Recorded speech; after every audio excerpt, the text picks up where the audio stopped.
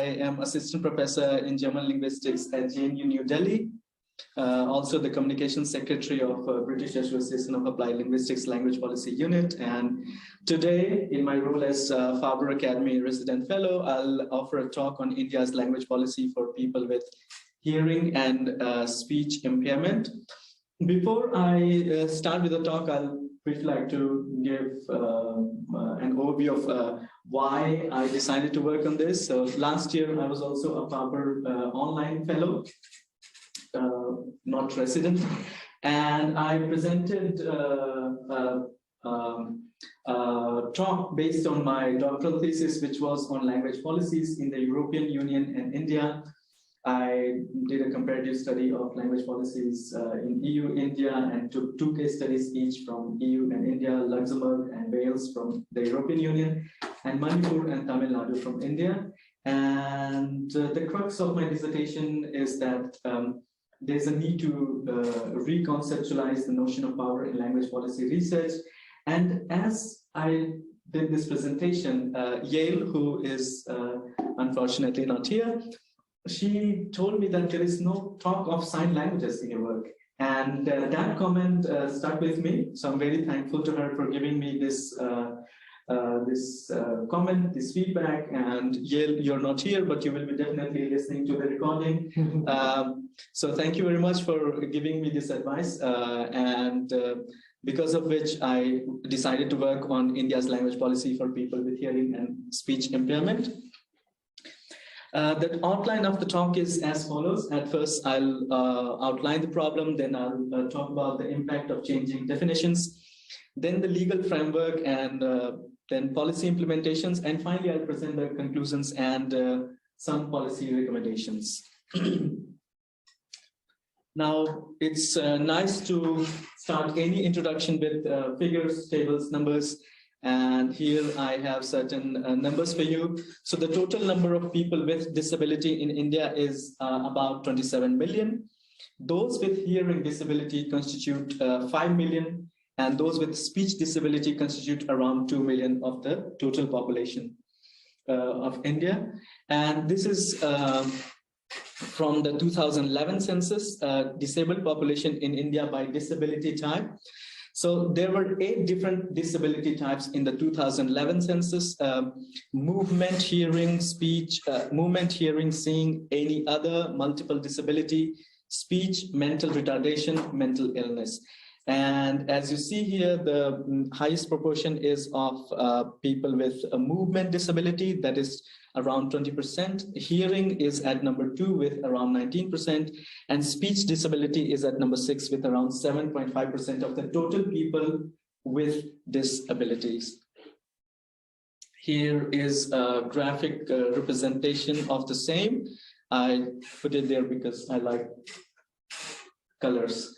So here you see people with movement having the highest proportion. Then you have seeing, hearing is less than this, and speech constitute a teeny tiny proportion, around 7.5%. This is disabled population in India by disability type in 2001. In that census, they use only 5 kinds of disability types: seeing, movement, mental, speech, and hearing. So speech disability constituted around 7.5% of the total population of disabled people, and hearing constituted around 5.8% back in 2001. I'll come to these different disability types in a later part of my talk. Now, the problem that I looked at is that the needs of people with hearing and speech impairment is ignored by India's policy making. And this neglect, as I noticed, was evident both in academic and political discourse. I'll offer you an example of both academic and political discourse. So Knors, Bronze, and Marshak, they wrote an article in 2019 on actually, it's in a book on deaf education beyond the Western world. Somebody's trying to... Macarena. So Knors, Bronze, and Marshak, they observed that although 80% of the global population suffering from development disabilities lives in countries in the developing world, over 90% of the research related to developmental disabilities has focused on the situation of children in developed countries. So that is only 10% of the total research focuses on children with disabilities from the developing countries. So that constitutes a big problem in academic discourse, a big neglect. I'll talk about neglect in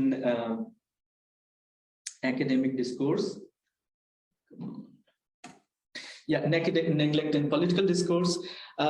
In here, I noticed that the number of debates that were held in the upper house of the Indian Parliament on topics related to disability were relatively low. Actually, not relatively, very, very low. And I'll show you a table based on that. So here you have, maybe I should go to the chat to see, just to make sure that nobody's. Oh yeah. I can't see the shared presentation. Maybe I'm not sure.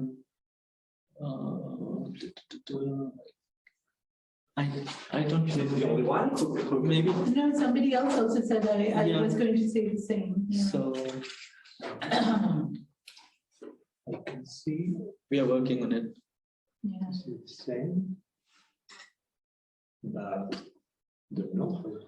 Actually, Deepika, Yes. do you also speak Malay? Yes. Okay, if it's a language of your Uso compartido de pantalla. I Wait, speak it very badly. let me- You know, I can kind of get around in the marketplace or, you know, talk to my taxi driver, that kind of thing, but definitely not intellectual discourse of any kind. Yeah. But enough to get by, so that if somebody else is speaking in Malay, you know, I understand. There is one. most of it.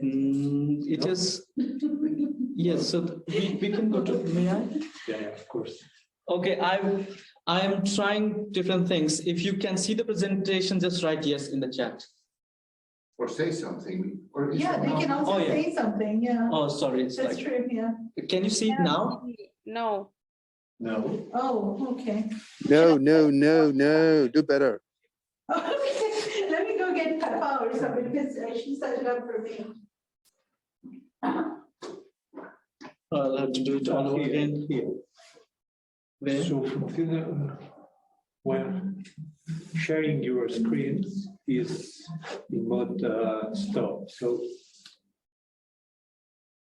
over here. No, Then you stop No, presenting. yeah. Maybe we can stop presenting and restart. Yeah, probably. Okay, so. I did not record my presentation. I didn't realize that I. Can you see it now? He is recording this. Yes. we can Yes, see it yes, now. yes. Thank you. Okay, great. And Yes. is it being recorded? Yes. Yeah. Yes. Yes, yes. Yes. Yes.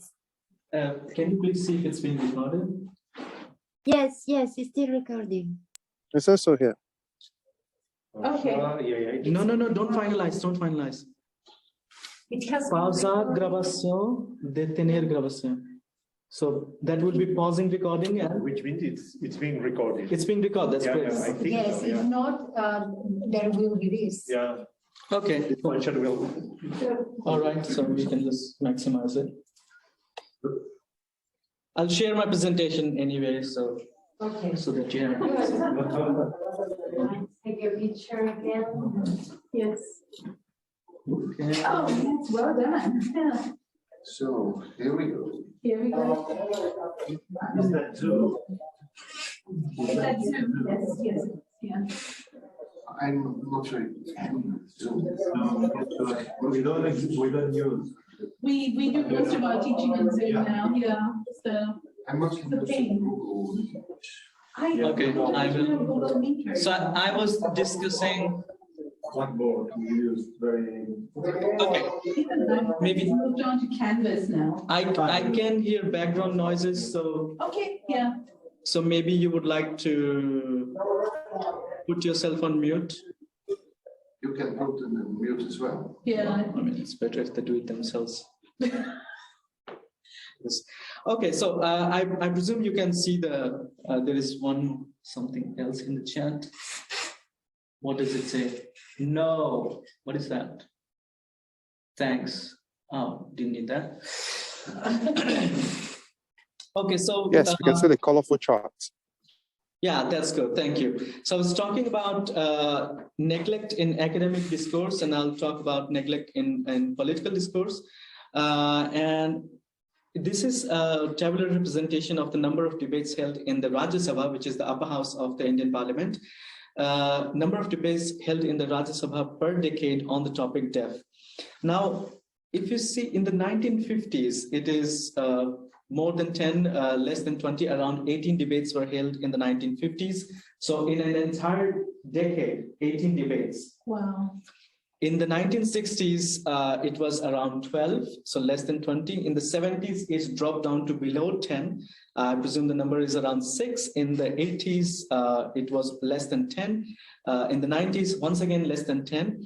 It slightly improved in the 2000s, where it rose up once again to fewer than, less than 20. And it has really improved in the 2010s, where close to 100 debates were held in an entire decade.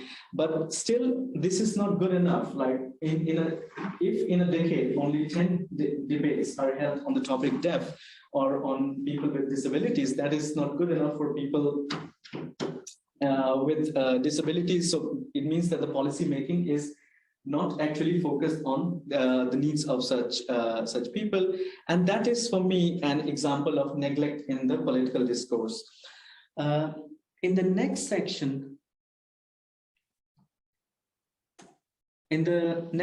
I talk about consequences of such neglect. So the first consequence is that among pupils with with disabilities, there are feelings of low self-esteem because of such neglect. Mandke and Chandekar say that it is also caused by social attitudes that consider disability to be the result of a person's misdeeds in a previous life, a belief that is observed in almost all of the religions in India. One more negative impact, and that is associated with feelings of low self-esteem, is high school dropout rates among children with disabilities. So here I have a table representing the proportion of out-of-school children aged 6 to 13 for various groups. This is a report from Social and Rural Institute, India, 2014. Now, this tells you that the total population of children aged 6 to 13 is around 204 million, out of which 6 million were out of school. Now, out of school means those who have dropped out or those who never went to school. Now, the total proportion of out-of-school children of all the kids is 3%, out of which, if you looked at the disabled population, the total disabled population is around 2 million of children in India, out of which 600,000 are out of school, and that constitutes 28%. It's around 28. So those are staggering numbers if you compare this to 2.97%. If children with hearing disability, around 20% of them are out of school, and those with speech disability, as many as 35% of them are out of school. So that is a negative impact of the neglect faced by people with disabilities in schools. Ask one question.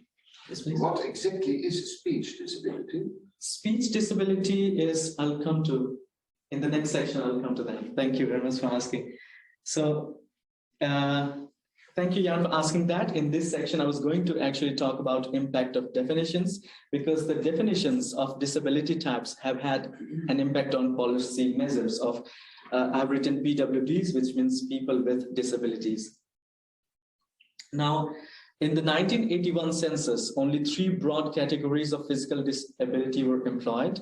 That is totally blind, totally dumb, and totally crippled. Now, as you can notice for yourself, this is not clearly delineated.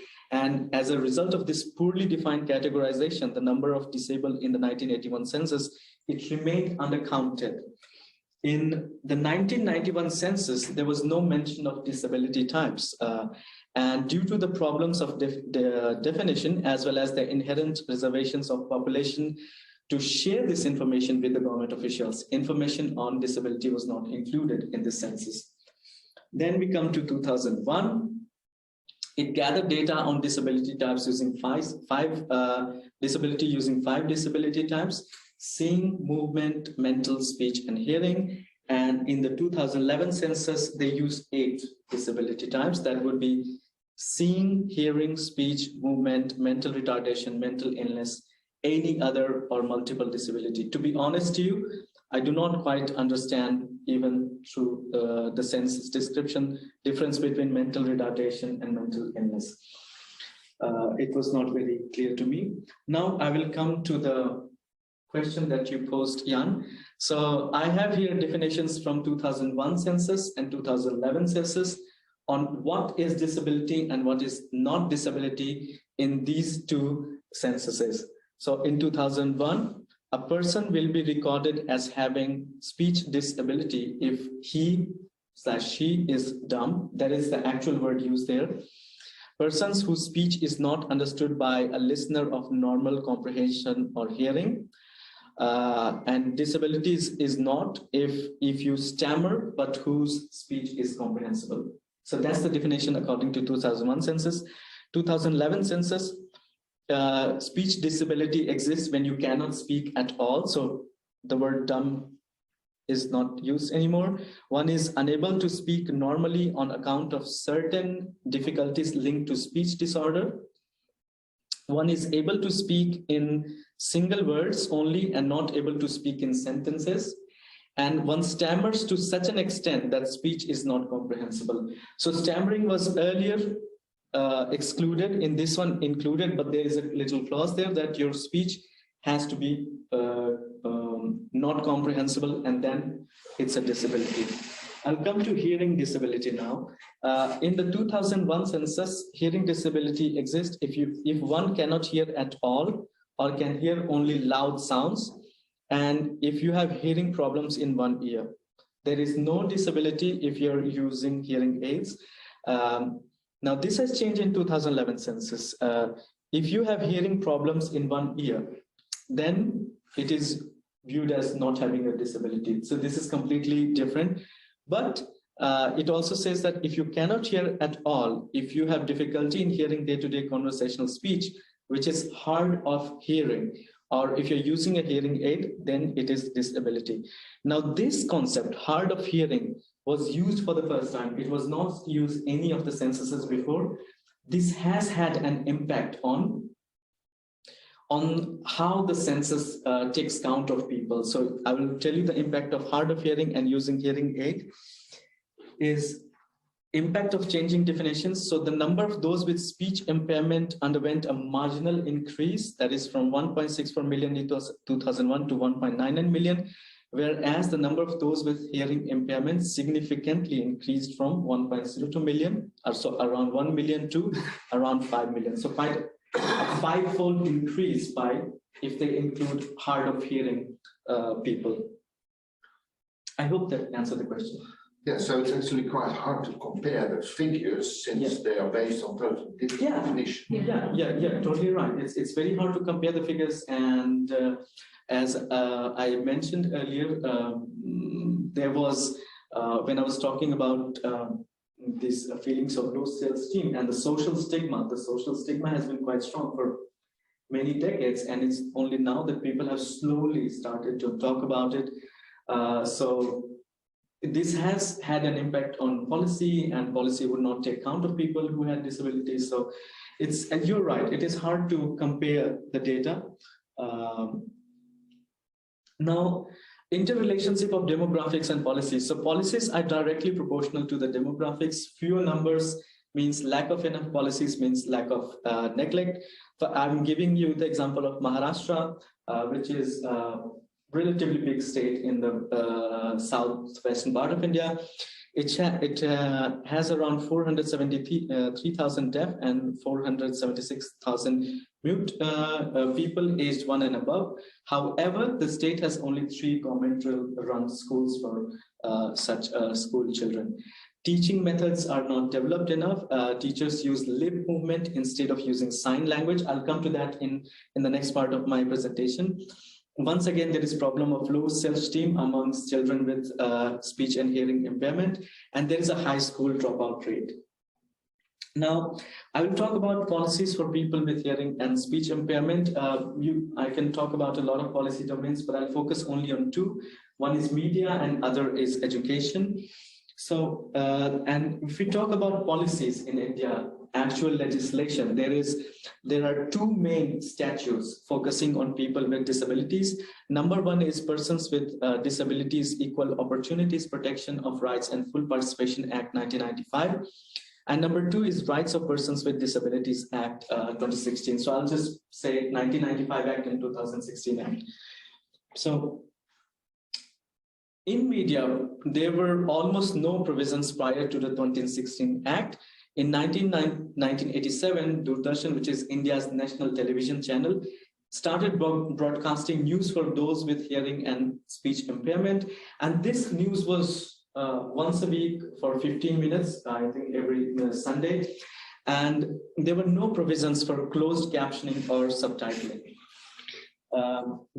There were changes brought about by the 2016 Disability Act. So Article 2019H of this Act stipulates that the appropriate government and the local authorities shall take measures to promote and protect the rights of all persons with disabilities to have a cultural life and to participate in recreational activities equally with others, which include ensuring that persons with hearing impairment can have access to television programs with sign language interpretation or subtitles. So this act led to creation of a memorandum on access service. In 2019, India's Ministry of Information and Broadcasting released an official memorandum, and I'll show you what this memorandum says.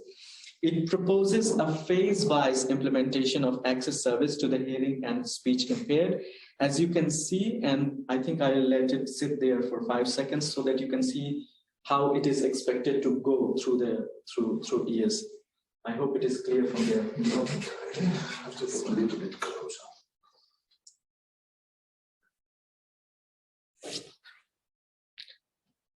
So there are I'm about to board, guys. I'll talk to you later. Bye-bye. Sorry. Bye, Kola. Have a nice and safe trip. Bye-bye. Bye, Kola. Bye.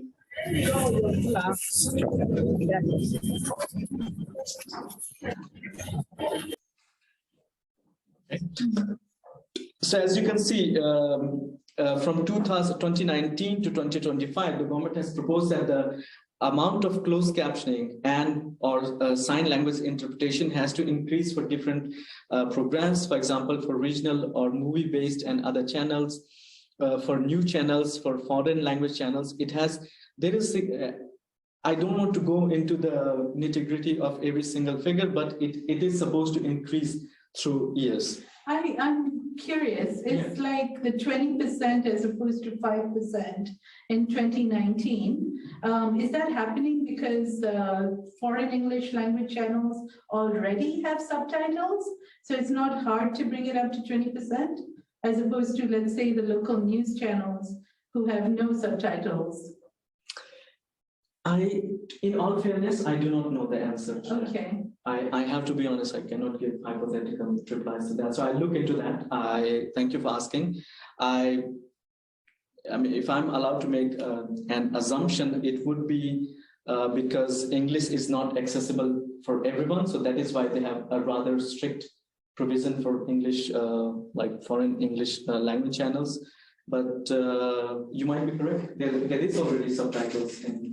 There are already subtitles. It's quite a difference, right? And I'm just because I'm thinking that, I mean, because English is such a widely spoken language in the metro cities, a lot of news channels, even from India, are in English, but this is only for foreign English language channels.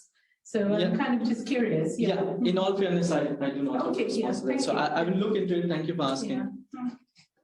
And let's go to education. So up until, I'll talk about the recent policies, but there was no discussion of sign languages in the National Policy on Education 1968 and 86.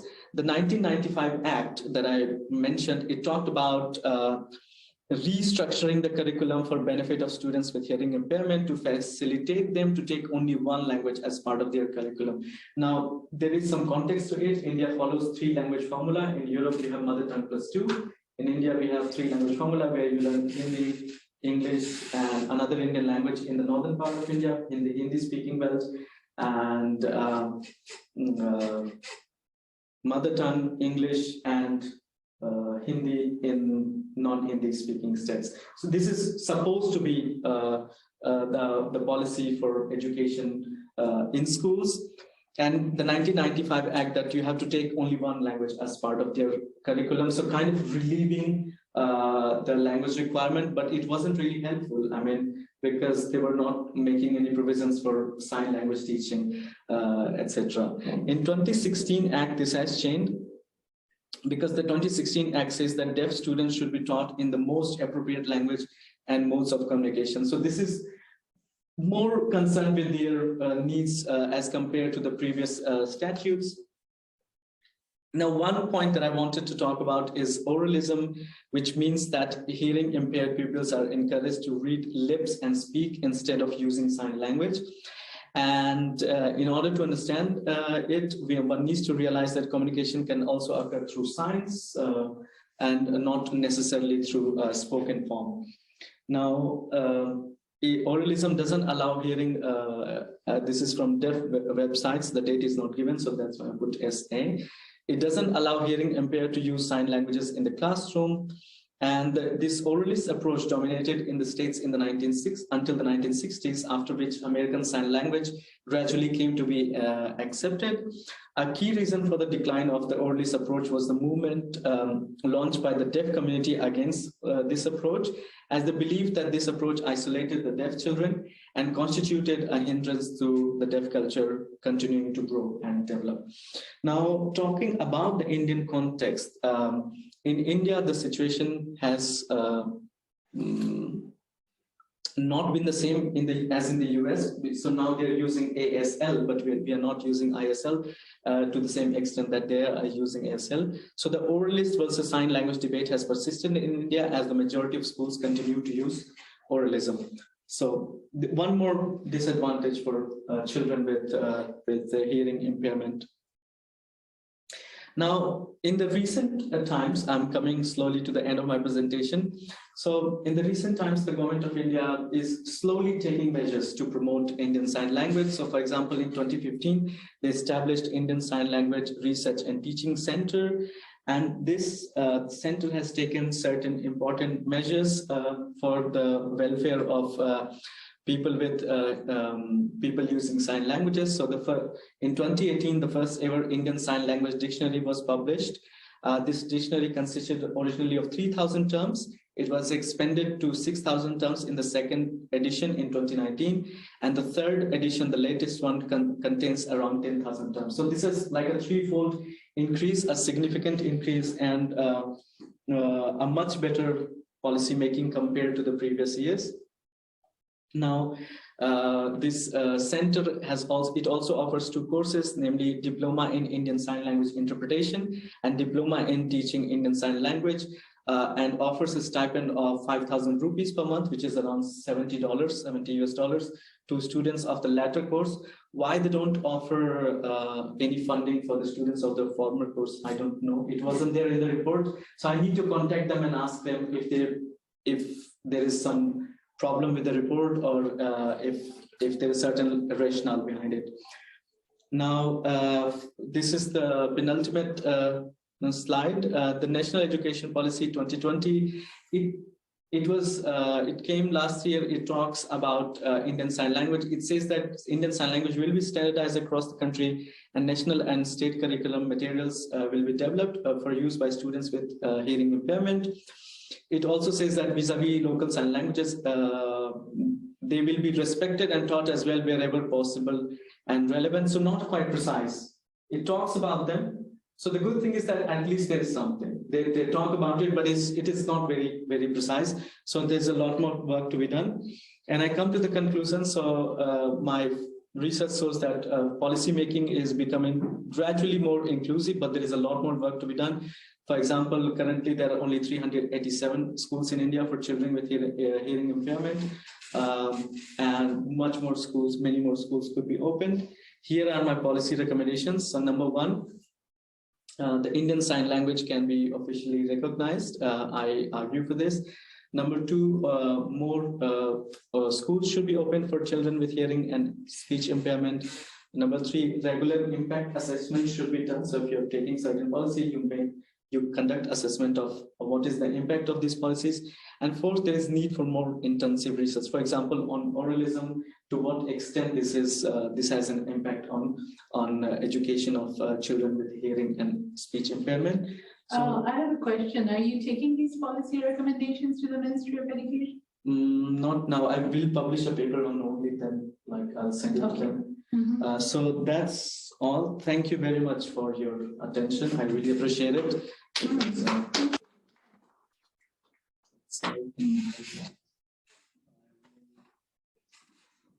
Now we can see everyone. There is something on the chat as well.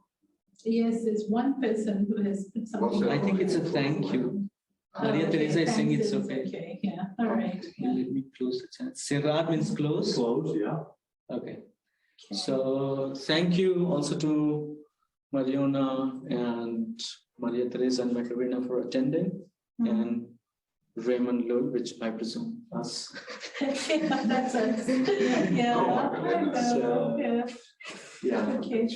So yeah, I welcome any questions. You can just unmute yourself and say hello. That would be also good. Hello, thank you for your presentation. I couldn't be in the whole presentation, but I think it's always really interesting to work with impairment, people with disabilities and this kind of things. So thank you very much for approach this topic. Yeah, thank you for the feedback. No, Go ahead. Okay, well, I was actually curious because, of course, there are many sign languages in India, just like there are many spoken languages. Yeah. So, are they related? Do you know that? Because I don't know, are they mutually comprehensible? In all fairness, I don't know. I don't have an answer to that question. I need to look into this, and this is still work in progress. So I need to do more intensive research, and only then I can give a substantial reply. But I agree fully about recognition. Actually, in my country, in the Netherlands, it was officially recognized as a national language last year. Oh, really? So long, huh? Yeah. It took quite a while, but it succeeded. That's good. And one thing that really helped. Very sorry, I need to leave. Thank you, Abby. Thank you for attending. Thank you, Deepika. Yeah, really appreciate See you it. soon. Bye. One thing that really helped was COVID. And now I'll tell you why. Actually, it's only one word. It's called Irma. Irma is a lady. Okay. And she was always signing the press conference of our prime minister. She became kind of a celebrity. I don't know, because she made sometimes a funny movement which people liked. And I mean, there was already a serious proposal to name a bridge after her.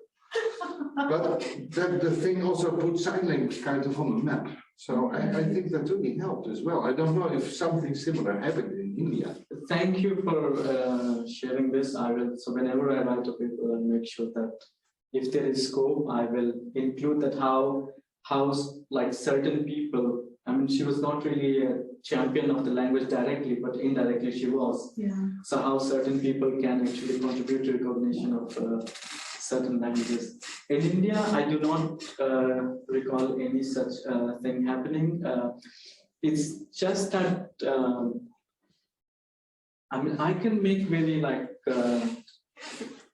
lump sum remarks, not an economist, but like when India became independent, we just didn't have enough money. And now that we are slowly becoming developed, we are thinking about things beyond the basic needs. And that's how I see it. I mean, having said that, having fewer than 10 debates per decade on such a crucial topic is not forgiven, is not excused.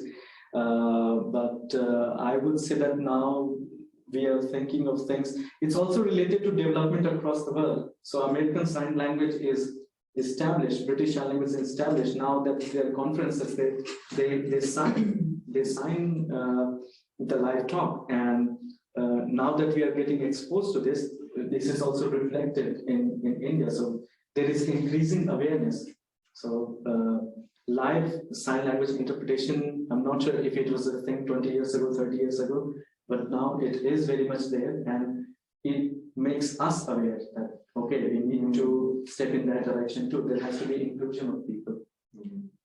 Yeah, I think in America, it is kind of like, it's become so ubiquitous that, you know, we don't even think about it. It's just everywhere. So even like, you know, if a mayor is giving a talk, there will be a sign language interpreter. And even like during rock concerts, which is really funny because sometimes the words are really salacious, right? But then there is some sign language interpreter who's like acting out the whole thing, which is really funny.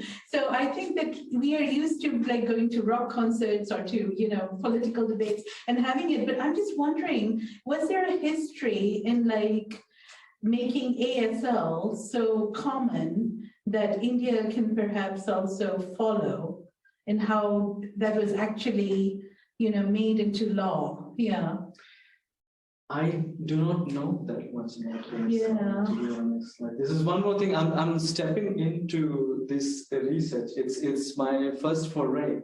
I have not worked on this before, so my knowledge is very limited. This is really preliminary work, but yeah, thank you very much for the question. This is like motivating me to go home and do more research on this. So I'm noting it down in my mind, and I will I'll work on all the questions that you're asking about ASL. To be honest, I don't know, but it is quite, as you said, it's everywhere. It is ubiquitous. I mean, it's also the same with British Sign Language. I go to conferences on language policy, and I see that there is sign language interpretation. I am the communication secretary of the language policy unit of BAL, and we keep special funding just for this. Right. So there is a keynote lecture, and we have to keep some funding aside. It's really expensive. It is really expensive, and the last time we had to take £20 like per person per attendee, but it's like it comes to around £500-600 like for 2 keynote lectures. It is. Yeah, but in America, like if you don't have it, then you know people can litigate against it because it's kind of yeah. That kind of awareness, I'm not sure if that is precisely what you were talking. I don't think that kind of awareness is there in India right now. Yeah. That if you don't have ASL, you will be. But America has a very strong culture of suing each other. So exactly. So maybe but I'm not saying that it is wrong. I mean, it's perfectly fine that you fight for your rights. No, it's fighting for your rights. I'm not saying it's perfectly fine to take somebody to the court, but it's perfectly fine to fight for your rights. And this is like we have. There are so many people in India with disabilities, and as Jan correctly noticed, that we cannot really compare the data if you don't have the same like basis for collecting the data. So now, to be honest, we don't know how many people we have. I mean, 2011 census said this, 2021 this census has been interrupted by COVID, but I look forward to learning how many people we have in India with disability, with like in the 10 years, how the situation has changed. I don't know I don't know if I understood very well what a specific point related to the let's take the standardization of the sign Indian sign language. Yeah, you talk about the development of this language. Yeah, there are nearly 10,000 terms, I think. Yeah. So sorry. The question is, what about these local sign languages? Are there studies, or are they? There are very few studies, to be honest. When I was writing this paper, I found very few papers on this. And standardization would refer to, as you notice, it's developing the corpus of the language. So the first dictionary of Indian Sign Language comes up in 2018, that is 3 years ago. And now slowly the corpus is being increased. So from 3,000 terms to 6,000 to 10,000. So if that is the state of Indian Sign Languages, I'm not sure if local languages are doing that well. So it's kind of like one step at a time, and we need more work in that direction. So for example, as an academic, I would publish a paper on this, and then I would send it to like the UGC, University Grants Commission, or whoever is in charge of such matters, and maybe encourage my students and other people to take up this research, so that there could be more work in this direction, and there could be a network of activists, academics and activists that fight for the rights of these people. So I would say, I mean, I'm not very sure of the state of local sign languages, but if Indian Sign Language as an entity is just starting to develop, I would not. But that was actually something I was going to ask, because is the language being developed, or is the dictionary being developed? That's a good question, but I'm actually wondering if you don't need a zonal auxiliary language. It's I think if the dictionary of a certain language is being developed, it means the language is developed. So it's you have in language policy research, we use two terms. One is status planning, which I talk about in the final slide of my talk, when I say that you give it official recognition. That would be planning the status of a language.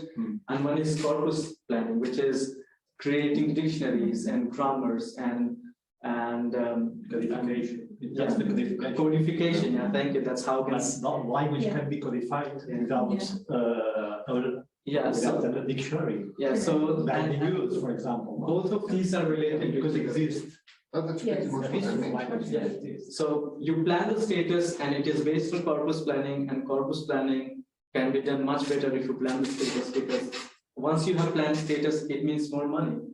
So if Indian Sign Language becomes an officially recognized language of India, it means the government will have to allocate some funding for it. So it's not just recognition. We have 23 official languages, including Hindi and English as cross-regional official languages. And once it becomes an official language, like people will push for funding allocation, like give it more money. Like the Indian Sign Language Research and Teaching Center, it has a funding of around 4 million Indian rupees, which is not quite a lot. It would be in around, like, not very good at mathematics, but I assume $500,000 US, not more than that. Maybe, I don't know how much it would be, but it's not very much. It's not quite a lot of money, but once it becomes official, you get more money. And once you have more money, you can develop books and dictionaries and school materials. And once that happens, then you have like more speakers getting better chances, which leads to better policy measures. So it's all like self-related. It's all related to symbol. Yeah. Okay. To our ladies have any other online? Yeah. Maria, Macarena, do you have? Thank you very much for joining. Do you have any questions? If you don't have it right now, you can write it to me on WhatsApp or Gmail or whichever. Thank you. Thanks. So I think one of the things that you said, Avi, is really very true. That it's also an issue of just economics, because school children in India are even having a problem with getting like a midday meal, which keeps them going for the day because families are so poor.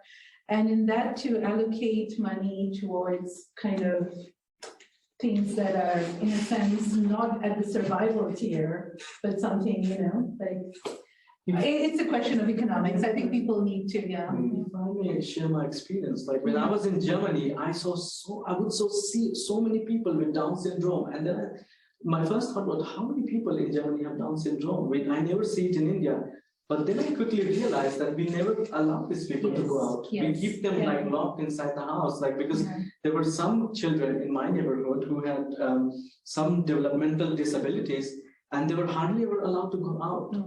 We will keep them the social stigma is there, and we think them as really not being able enough to develop on their own, to work on their own, to function on their own. And this is something that this change has to come in India, just the way Germany is doing it or Switzerland is doing it. I'm talking about these countries because I've lived there.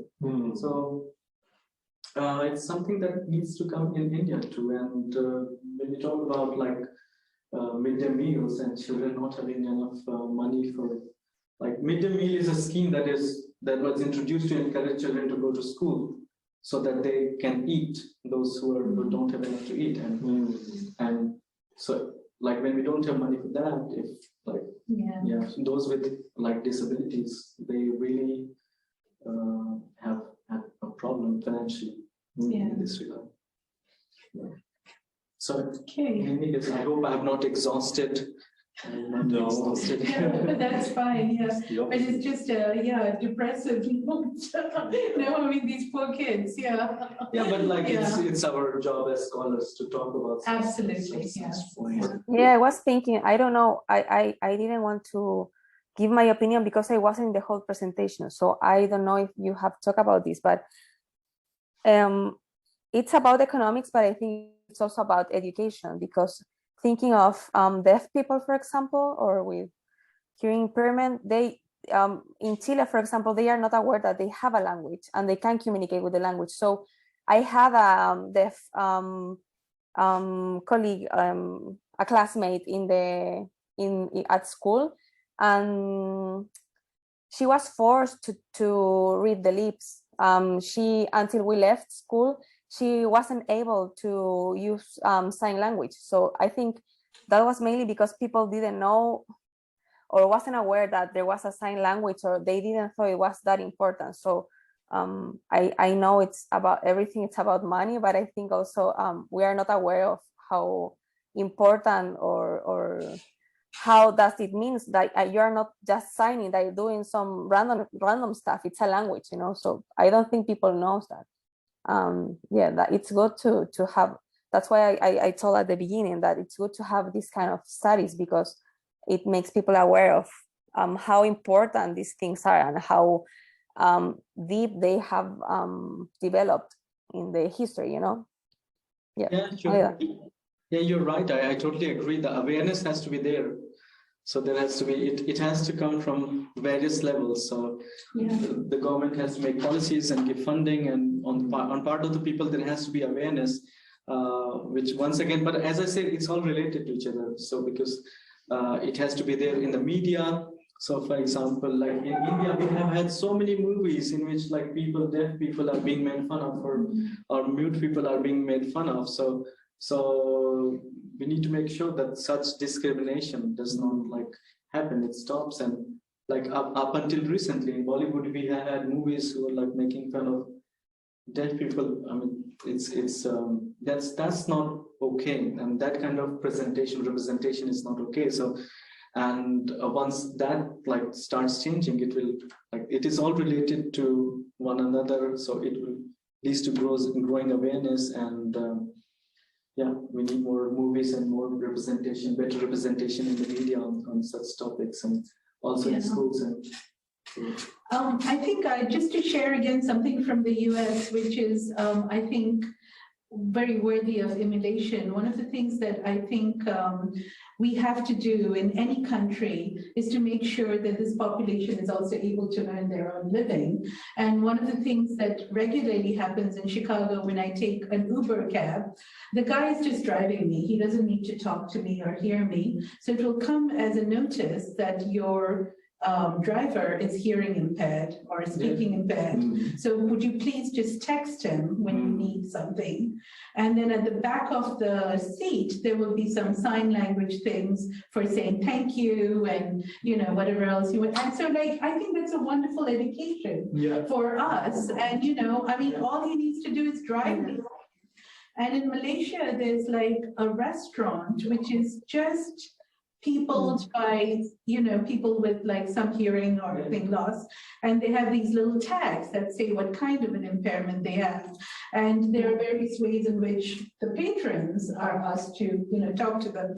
And I think these are the kinds of things, because I think the biggest thing in India, the stigma is that they are always dependent on other people. But if we can kind of come to an awareness of jobs that are possible by people with disabilities, that would make a world of difference. Yeah, I totally agree. Yeah. Totally agree. It's about representation. Yeah. For example, I remember once in New Delhi, I went to a mall and I wanted to order something, and the guy at the counter, he told me in sign language that he doesn't speak. And I was wondering how to order, but at the same time, it made me really happy because it gave me an exposure that I have never had before in India, and it was like an education. It was an education for me.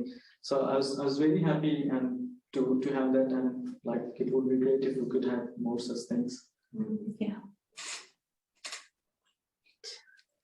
Abby, just a question. Maybe I didn't hear because the connection was not so good in the moment. I lost you. But I wanted to know, for the blind people, there is a common Braille code. Maybe you know it, or it's different, the situation for blind people in India. They can attend university, or there are books that they can read with the Braille code, or not. So we do have Braille. And policies on the use of Braille in India. I have not researched on it. So I will just talk about my university. Yeah. So now some of my students are visually impaired, and I, as a teacher, was not trained to teach the students. So they do not have hearing or speech impairment. They have visual impairment.